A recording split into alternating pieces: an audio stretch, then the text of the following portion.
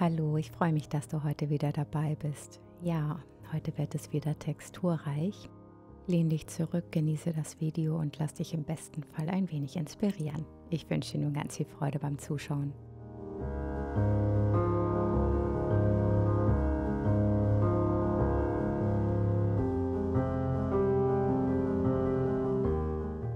Heute habe ich meine Leichtstrukturpaste wieder selber hergestellt. Das ist eine super Alternative zur gekauften. Die Materialien dafür findest du unten in der Videobeschreibung, da ist ein Link hinterlegt. Ich mische die Materialien meistens nach Gefühl ohne feste Mengenangaben. Falls dir das allerdings zu unsicher ist, kannst du dich an einem einfachen Mischverhältnis orientieren. 2 Teile Pulver zu einem Teil Acrylbinder. So erhältst du eine gut verarbeitbare Mischung.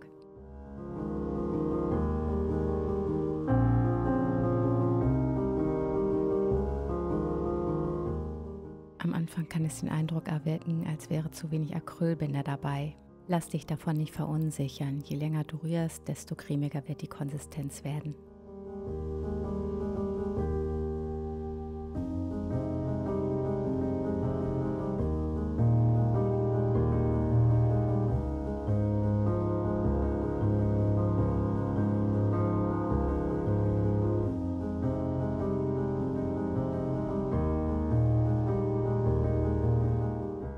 Ja, damit das Video nicht zu langatmig wird, schneide ich hier einiges heraus.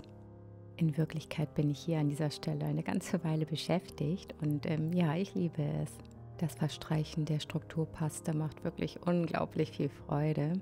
Ja, fast schon so meditativ, finde ich. Ich finde, dieses weiche Material spricht ähnliche Empfindungen an wie ja damals in der Kindheit, wo wir mit Knete oder Matsch gespielt haben. Und so das Belohnungssystem im Gehirn aktiviert wird. Ja, zumindest bei mir.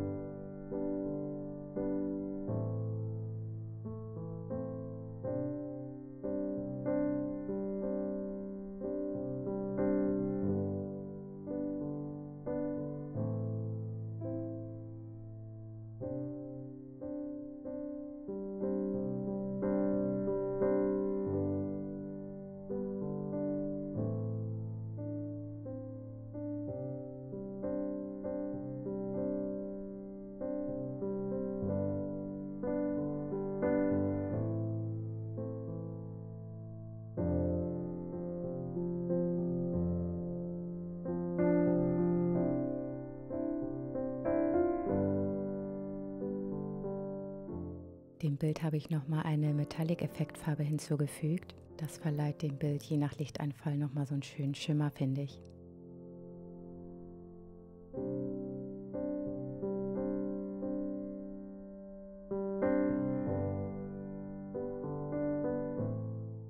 Wenn dir das Video gefallen hat, weißt du, freue ich mich natürlich immer über einen Daumen hoch und dein Feedback in den Kommentaren. Ich wünsche dir nun einen wunderschönen Tag. Bis zum nächsten Mal. Tschüss.